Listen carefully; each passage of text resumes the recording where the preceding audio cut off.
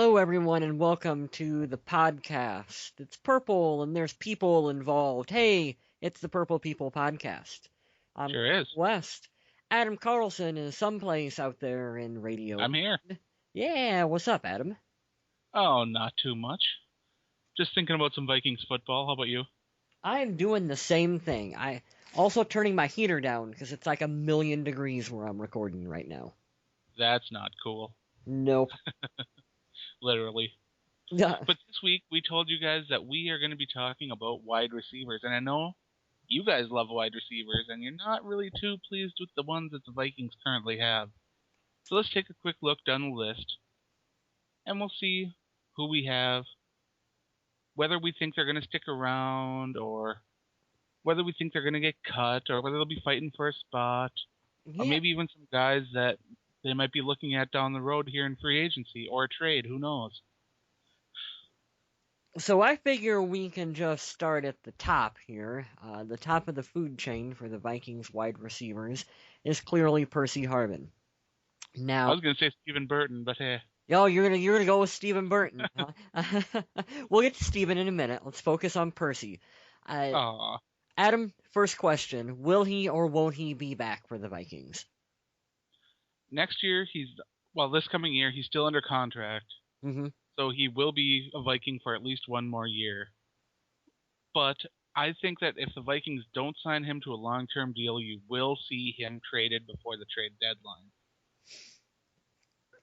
Now, that being said, I have a feeling that they will be able to hammer something out and get him a deal in the $8 to $9 million a year range, which is a lot of money for a guy that has been having trouble staying on the field, a guy with seemingly a bad attitude, Hmm. but the production itself, on paper, on the field, the number of things he can do on kick returns and as a wide receiver, he's clearly worth the money. I think he's worth the money. There's two things the Vikings have to do. I think first they got to sit down as an organization and as a coaching staff, and they really got to decide, knowing all the baggage that comes with Percy, and yes, Percy does come with baggage, are we willing to pay him money and hope that when we give him a suitcase full of it, that you can then tell him to, okay, shut up and go play football? Are we willing to, deal with what he can do moving forward? If they say yes to that, yes, we're willing to do that. The second part of this is you got to go to Percy at that point and you got to go, do you even want to play in Minnesota? Because there could be a chance that for whatever reason he's just ready to move on, and I don't know that. Adam don't know that. No one knows that other than Percy as to whether or not he wants to play here. We hope that he wants to continue his career with the Vikings, but we're not going to know that until they go talk to him and find out. So I think there's going to be more drama that's going to happen with him before the start of the season. My gut tells me that he is going to get signed to a long-term contract with the Vikings. I think the road getting to that point is going to be filled with a lot of twists and turns, though. I wonder too if that contract signing is going to be done before the season starts because I think it could stretch into the regular season and it's going to get close to that trade deadline. Hmm. And I think that we're going to see a lot of drama at that point. Yeah, if they're gonna re-sign Percy, it's definitely best to do it before the season starts, because I just got that feeling that if they don't get something worked out, he's gonna be very vocal, and you know how he has his mood swings, and it could be just one day we're all gonna wake up to Percy wants to be traded, and then 24 hours later, hey, everything's fine again. So, hopefully not, but we'll see how it goes. So the Purple People podcast verdict is that we'd like to see Harvin stay in Minnesota, Hmm. but in the end, it's up to him Yes. whether or not he wants to be a Viking because the Vikings have showed that they're willing to work with him, Hmm. give in to some of his demands, and hopefully they'll be able to work something out and he'll be able to stay in purple. Yeah. Let's move on to the number 2 wide receiver in Minnesota, Michael Jenkins, Jenksy Cat, as I like to call him. Jenksy. My initial thought was we have a number 2 wide receiver in Minnesota. Hey, he caught 40 footballs this year. That's not bad. He had almost 450 yards, 2 touchdowns, which isn't a lot, but Percy Harvin only had 3, so I don't know. It's a Well, weird situation in Minnesota, especially when not a lot of passing yards get spread around. I hate to say it, but I think Michael Jenkins is out, and it's just because he's an aging wide receiver whose production is fairly low, and even though, like you said, he's one of the leading receivers on the team, I'm talking about, comparatively speaking to other receivers in the NFL. Um, I just don't really see a scenario in which the Vikings are going to stick with Michael Jenkins for another year unless they get decimated with injuries at that position and just got to bring someone in.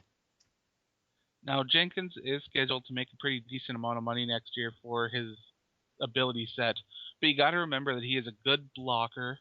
He's a solid route runner. He does catch footballs. He doesn't drop a ton of them. But like you said, I think because of his age, because of his salary, that we won't see him returning, and that makes me kind of sad inside because I like the guy and I want him to be a Viking, but I just don't see it working out. Jenkins is a really good guy who puts forth a lot of effort. The problem is, like we just said, is that he doesn't.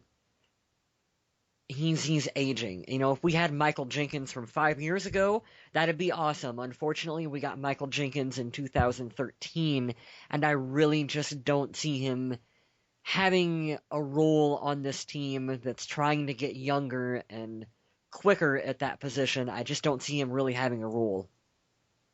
So our final verdict on Michael Jenkins is that we think he will be out. Yep. Let's move on to number 3, and that is the guy that does the flips. That's Jerome Simpson. Yeah, Jerome. Jerome is one that I don't think he's going to command a lot of interest on the free agent market. I think the Vikings are going to talk to him about possibly another 1-year deal, and just the way I see it playing out is that he's going to want to, look around as to what other teams are going to offer him. I think ultimately Jerome is going to stay with Minnesota for 1 more year, and they're going to hope that he can stay healthy and earn himself a future larger contract for the Vikings.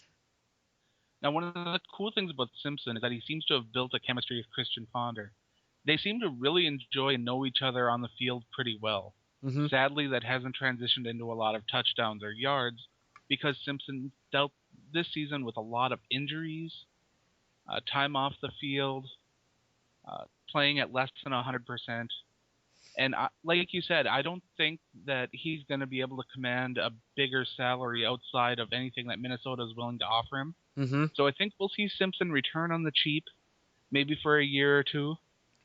But I think it'll be that's about it for now. Yeah, I'm pretty confident that he will be back on another 1-year prove-it kind of deal. I have him moving down a little bit in the depth chart, just based on some other moves that I think the Vikings are going to do. And ultimately, he will be better off for that because Jerome is not a number 1, but he would be when he's healthy, a really good 2 or 3 option for the Vikings. I'd love to see him as a number 3. Yeah. That in itself is what I'd like to see. And I think the Vikings will go out and draft themselves that wide receiver to play with Harvin, and that Simpson will be able to be a number 3, and that is where I think he'll shine, is when you don't have as much pressure on him and the defense can't just focus on him. Yeah, that's my thought too, is that you're going to see the Vikings in the draft go out and grab someone like, I don't know, just say Keenan Allen for the sake of conversation. Sure. And he will automatically jump into the number 1 wide receiver position, and then you'll have, Percy in the slot, and then the other guys will kind of fall into line underneath that. So that is kind of how I see the Vikings wide receivers shaken out, for this coming season. Me too. And the nice thing about Jerome Simpson is that I enjoy talking to him on Twitter. I enjoy him being a part of the Vikings universe. Mm-hmm. And it seems like he really enjoys it too. And I know it sounds weird to say that because it's just odd to hear me say that a player likes where he's at when he doesn't really know the person for sure. Mm-hmm. But you just genuinely get that sense from him.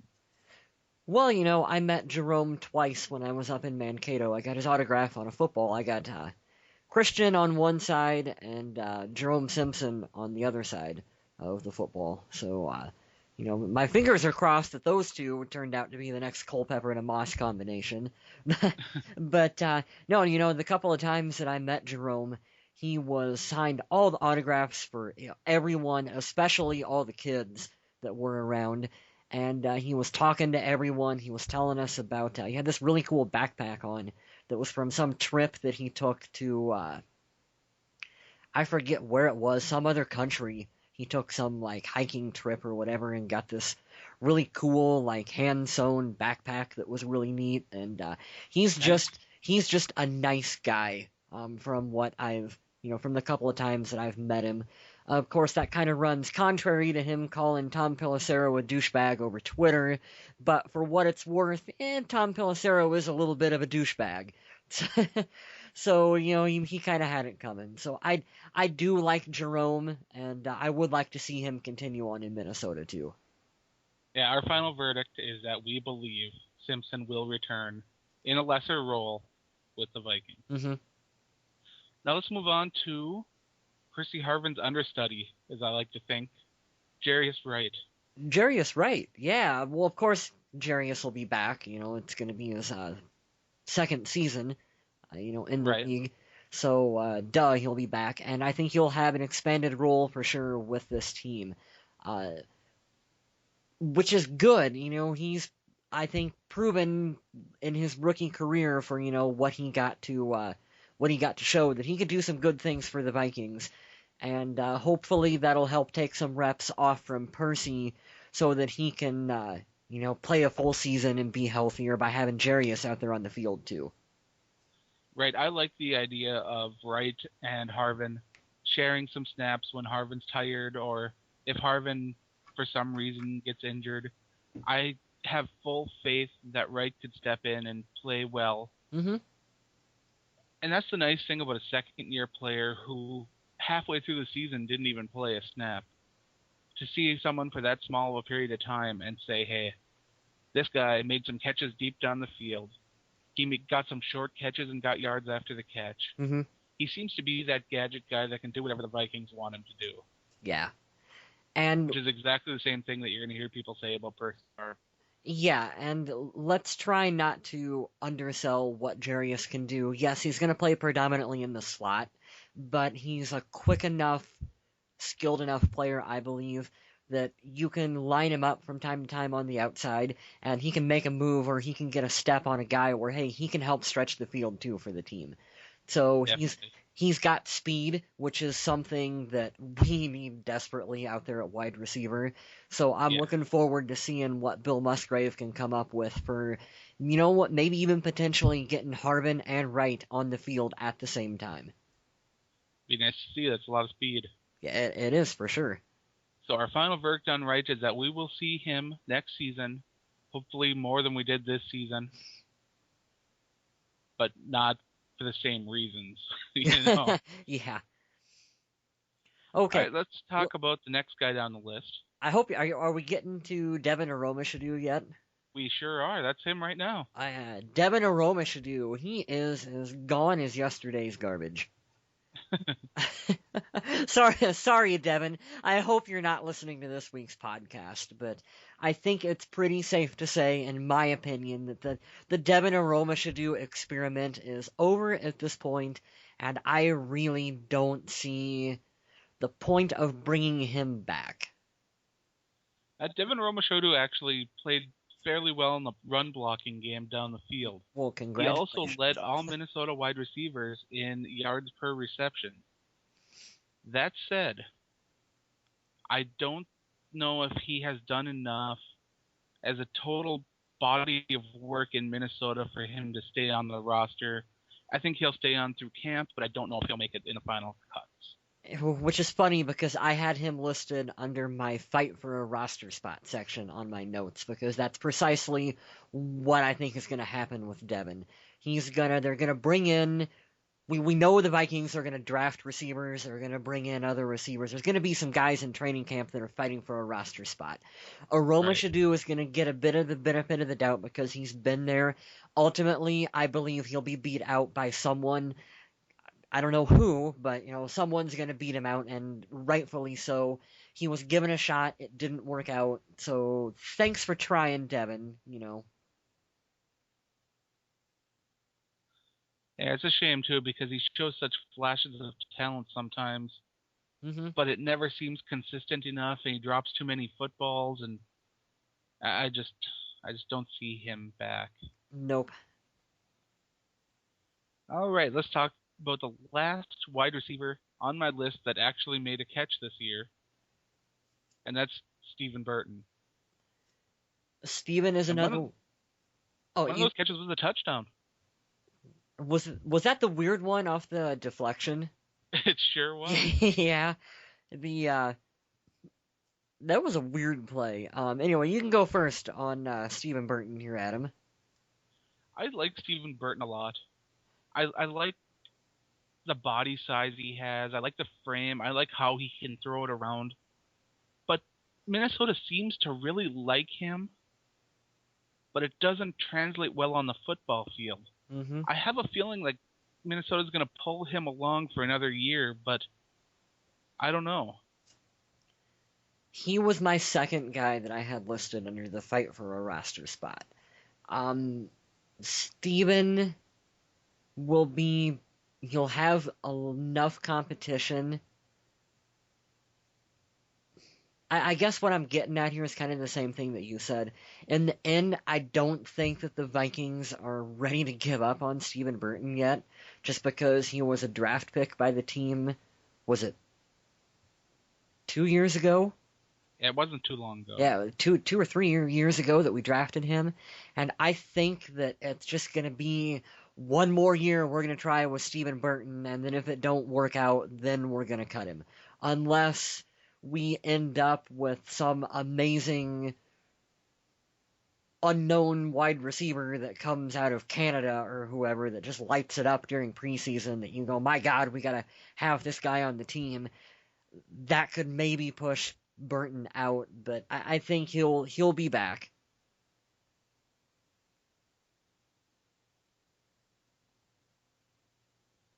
Yeah, Burton, I don't know quite what to say about him because I don't think he'll return. Well, I guess we'll see what happens. He's an interesting one for sure. The other interesting guy we got on the squad, he's my wild card, and that's Greg Childs. Now, we know, Vikings fans, about the injuries that he suffered Yes. before he even had a chance to take the field for this team. Now, who knows? I literally have no idea what kind of shape he's going to be in. No one has any idea what kind of shape Childs is going to be in. So, my gut feeling with him is that he ends up on the practice squad just because, gosh, he's gotta need more time to recover from those injuries, and I don't think no one is gonna claim him from the Vikings. So they put him on the practice squad. They give him another year to rehab and get himself going, and then next season potentially we see him coming in for the Vikings. That's kind of my take on Greg Childs, but who knows? That's why he's the wild card.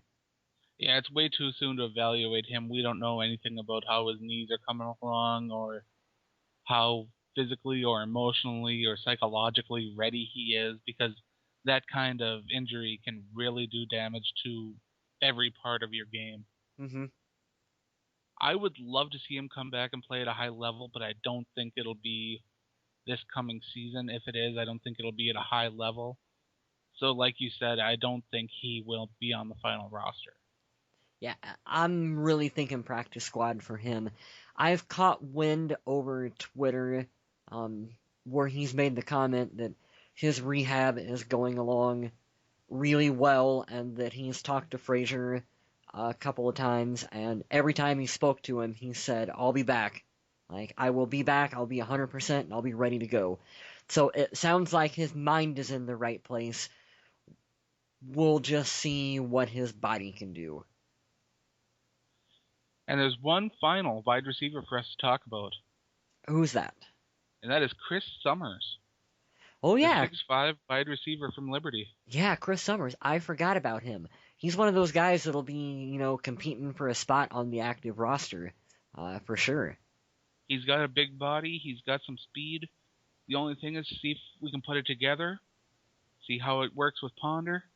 I currently can't say really much about him because I don't know. I don't think I've ever watched the guy play, to be Yeah, honest. I forgot about Chris Summers and until you mentioned it, actually. He's one of those guys that you could continue on with Devin Aromashadu and know exactly what you've got in him because I don't think you're going to get any more from him than what you've seen. Or you could potentially roll the dice with someone like Chris Summers. And at this point, I see the team maybe rolling the dice with someone like him, even if it's not necessarily him, over top of some of the receivers that we had last year. So, Right. good luck to him. Let's see what he can do in training camp and preseason. Agreed totally. All right, so we went down all the Vikings wide receivers that are on the roster or becoming free agents. And now we're talking about the ones that are free agents from other teams. Now, fans are clamoring for guys like Dwayne Bowe, Mike Wallace, Greg Jennings, Wes Welker, those kind of guys. What's your opinion on those, Kyle? Well, I can understand. I guess I'm a little far away from my microphone there. I hope you picked me up. Oh, Um, yeah. yeah, I can understand why fans would say, hey, we need this guy, we need that guy, because, hey, we need wide receivers on this team. However, I don't see the Vikings going out and spending a lot of money for a player who is older or, towards the tail end of his career. They're trying to get younger on this team. And someone like Greg Jennings, they fit with this squad only if you look at it and you go, they're not bringing back Michael Jenkins. They want someone who can come in and be that veteran wide receiver to mentor the younger guys. And if someone like Greg Jennings is willing to take a lesser contract to come to Minnesota to do that, to be that veteran to come on this team. That is what I think the Vikings are going to be looking for. They're not going to go out and spend a whole bunch of money to get the flashiest free agent wide receiver on the market, I don't think. And I agree with you 100% there. They're not going to be diving in, spending 9, 10, 11 million dollars a year on a wide receiver. You're going to see smaller name guys brought in for tryouts. Maybe guys like I'm interested in someone like Brandon Gibson, Mm-hmm. or maybe someone like Teddy Ginn, who last year the Vikings brought in and nearly signed. Yes, Ted Ginn, and I know a lot of people are going, Ted Ginn, what's he ever done? Well, I think he could come in and he could actually, he could help the squad for sure. And you could get him out there on punt and kickoff returns, which would take some of the load off from Harbin a little bit too. So I like what Ted Ginn could bring to this team. I want him as a Viking, actually. So what we're looking at here is a bunch of guys we're going to see in training camp, like last year, trying out a bunch of different positions, cheap guys being brought in, competition. That's what we're going to see. Hmm. And I guess do you think that they're going to draft a wide receiver in the first round, Adam? Honestly, I don't think so because the only guy that I think the Vikings would really want in the first round is Cordarrelle Patterson, Mm-hmm. and I think that he's going to be gone to Miami. I like Keenan Allen, actually. I would like to see him as a Viking. And the thing about the draft is that under the new CBA, you've seen all the trades that happened last year. Oh yeah, If the Vikings believe in someone like Keenan Allen, they can trade up and they can get him. And Rick they Spiel, have the firepower to. They've got extra picks this year. yes, which is why I believe the Vikings, whether it's through a trade or through happenstance that someone falls to us, I think they're going to go receiver in the first round. And that's why just my depth chart that I've got figured out is that you look at Keenan Allen, becomes your number one target in Minnesota. And then everyone else kind of falls into place underneath him, actually quite well, with bringing back guys like Jerome Simpson and bringing back Percy and Jarius, and, maybe potentially getting someone like Ted Ginn. And you look at the receivers and you go, just by drafting someone, it helps out so much on Yes. on this team, and you can really quickly you can turn that around to, we didn't have a lot of wide receivers, to, boy, that's actually a pretty good strong suit for this team. Well, drafting a young guy too, right out of college, really makes a guy like if you're going to pay $11 million a year for Mike Wallace, Uh-huh. that's out of place afterwards. Because what are you going to have? You're going to have Mike Wallace and Cordarrelle Patterson and Percy Harvin all on the field at the same time. Mm-hmm. One of those guys is going to get upset for not getting the ball. And it's going to be Percy. Like, I mean, it's going to be Percy. So it's important to get someone to bring. I mean, this team is not bringing in Wes Welker for a myriad of reasons, but number one of which is he doesn't fit the system. So you got to Right. look at the talent we have, and what they can do, how they can fit into the players we have on the roster that we're going to retain. Well, that's all that I have for this week. Do you have anything else that you wanted to I can keep going and going, but add? it's probably pretty good for this week. Oh, Donald Driver retired, by the way, so the Vikings don't have to worry about that rumor anymore. Oh no, he's going to be coming out of retirement. Oh, he's going to farve it? He's going to farve it. Oh, no. But all right, I'd just like to thank everyone for listening and remind everyone to stay classy, Minnesota.